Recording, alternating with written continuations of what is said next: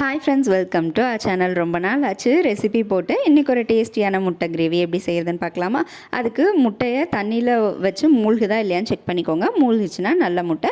ஒரு பாத்திரத்தில் சுடு தண்ணி வச்சுட்டு முட்டையை பாயில் பண்ணி ஓரமாக எடுத்து வச்சுருங்க. ஆறுனதுக்கப்புறமா உரிச்சிக்கலாம். இது வேகிற சைட் பை சைட் கேப்பில் நான் தேங்காய் திருவி எடுத்துக்கிறேன். ஒரு மூடி தேங்காய் திருவி எடுத்திருக்கேன். இது கூட கொஞ்சமாக மிளகு, சோம்பு, 3 கிராம்பு, 1 ஸ்பூன் ஜீரகம், அப்புறமா ஒரு பெரிய சைஸ் பட்டை.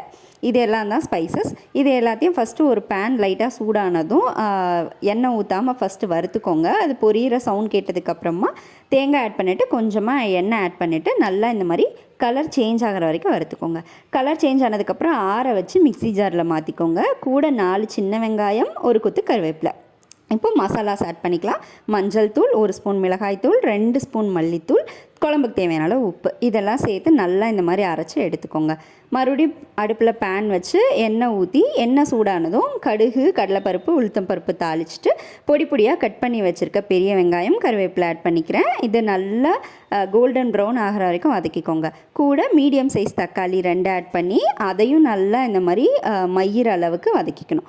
இதுக்கப்புறமா நம்ம ஆல்ரெடி அரைச்சி வச்சுருக்க பேஸ்ட் எடுத்து மிக்ஸ் பண்ணிக்கோங்க. குழம்புக்கு உங்களுக்கு கிரேவிக்கு தேவையான அளவுக்கு தண்ணி ஆட் பண்ணிவிட்டு நல்லா மிக்ஸ் பண்ணி மூடி வச்சு ஒரு கொதி வர வரைக்கும் விட்டுருங்க.